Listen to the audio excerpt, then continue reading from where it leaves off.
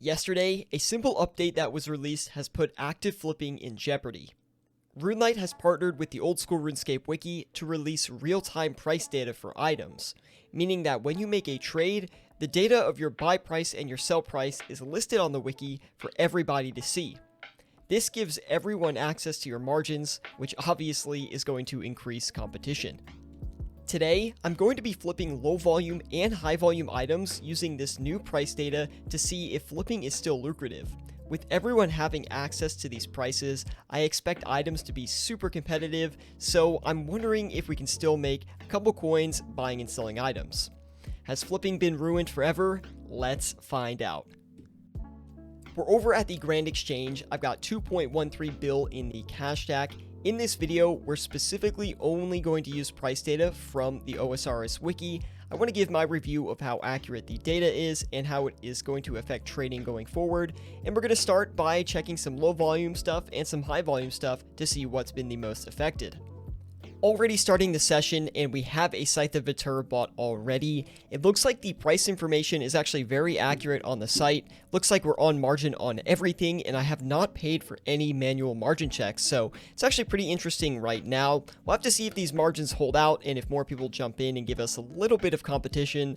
I do expect that to happen, but again, we'll have to see as the episode goes on. Still got 1.1 bill left in the cash stack. Gonna deploy it across a few more items.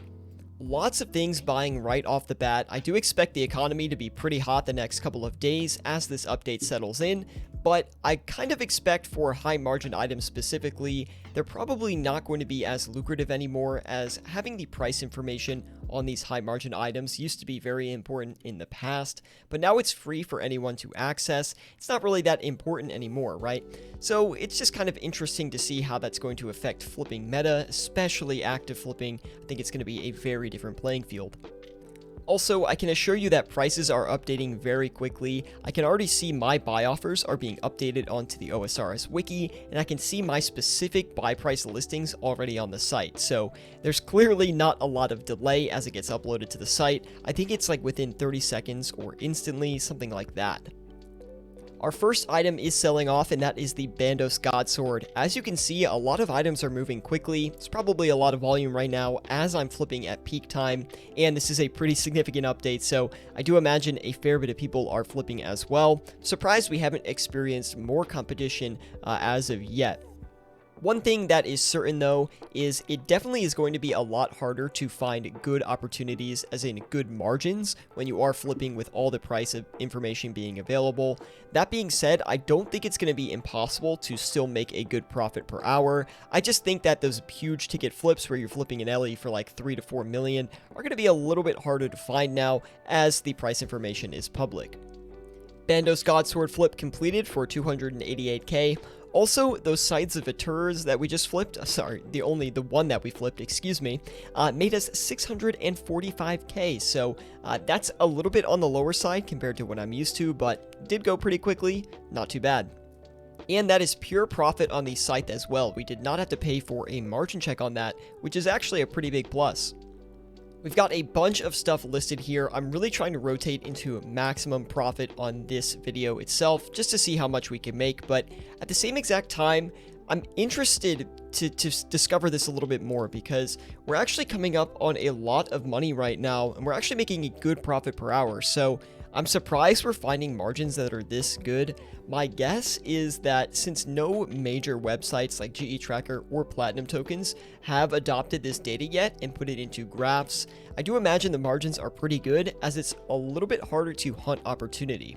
Yes, maybe you can pull up the Scythe of Vitur on one wiki page, or maybe the Volatile Orb.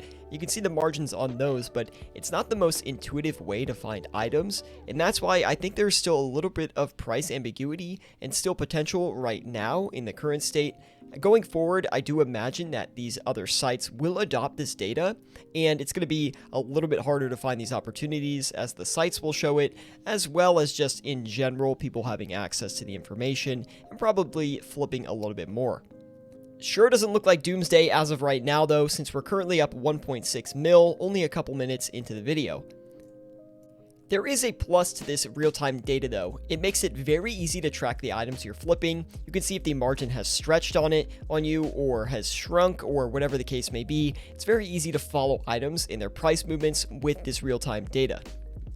One thing that I am worried about with this price data now though is what happens when multiple people get into a flipping war, right? You have multiple people trying to flip one item, which happens a lot. There's a lot of competition on these items. People will continue to flip them for less and less until the margin shrinks up. And this is going to start these cycles of margins shrinking and then expanding and shrinking and expanding, likely more frequently than they used to. That being said, it's definitely not the end of the world. I just think that, again, hunting opportunities is going to be a lot harder. Of course, margins did shrink and expand in the past, but now that everyone knows the exact price information, it's very easy to see when someone's overcutting you or undercutting you without having to do anything. You don't even have to move your offers to figure that out. And just a perfect example of that, you can see here on the Spectral Spirit Shields that I stopped buying them after I got 3 of them. I looked over on the wiki here, and it shows that Spectral Shields are currently buying for 62,671,000, which is over where I was buying my previous one. So just by seeing that alone, I know I need to adjust my offers in an upward direction, therefore shrinking the margin at least a little bit here in the short term. There's pros and cons to that, right? You know, someone's overcutting you, so you can adjust your offers, but in turn, once your offers start buying, they're going to see that and adjust theirs, and it kind of just spirals down into a cycle of shrinking margins. That is only in the short term though, right? So over time, these things will change going forward, and as time goes on, those margins will expand again. It's called kind of like a cycle. One thing I am concerned about is flipping bots. Now that flipping bots have access to this real-time price information, I think they might be able to control margins a lot better using, multiple accounts, and they might only go after the most profitable flips at any given point. Since bots can scan a bunch of items at once, they might instantly attack those high-profit situations and make it very difficult for real players to actually flip those items. Yes, of course, real players can attack those situations too, but I feel like bots might be able to find them a little bit faster as they can scan the information quicker and look at all items basically instantly, while a player would have to actually scroll through a manual list of their items, search them up, and actually check them. I can already see that competition is playing a big impact on my flipping alone. We have a lot of stuff we're trying to sell here, and we're just not able to get it off very easily, even while watching the exact prices here on the OSRS Wiki. So there's a lot of price movements. Luckily, we have been able to buy and sell a couple of things, but it does look a little bit more challenging than it would typically look in the previous environment. The Spectral Spirit Shields finally sold off. We did have to knock them down a little bit. We only ended up making 865k on 6 of the shields there at the end. We're currently up about 750k on the bludgeons, but I keep walking these down with no luck on them. So again, lots of competition right now. Like, you can literally see how long a lot of this stuff is taking with just absolutely no movement. So yes, while I do think the price information is nice to have, I do think it, opens up a more competitive environment, and you really have to be adjusting your flips every single second.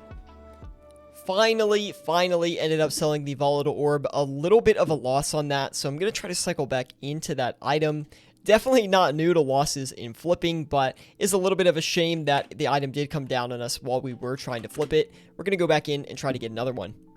Really funky session right now. We're 47 minutes in, currently averaging about 4.1 mil an hour, which is actually pretty good, but definitely tons of competition. I mean, we've had this scythe for a while, still on margin for it technically, but we haven't been able to get it off. So I'm going to actually list it for a little bit lower. Now, we are coming up on break even / loss for that scythe, so we just need to be a little bit careful on that one. Now, I'm trying a couple more items here. Again, trying to shift a bunch of stuff around, staying very, very active on my flips here. Basically been staring at the screen the entire time and focusing on making video clips, of course, but definitely a new kind of environment we're in. Lots of frequency, lots of trades going back and forth, and lots of price movements going up and down, and you can track the whole thing using the wiki. It's pretty crazy.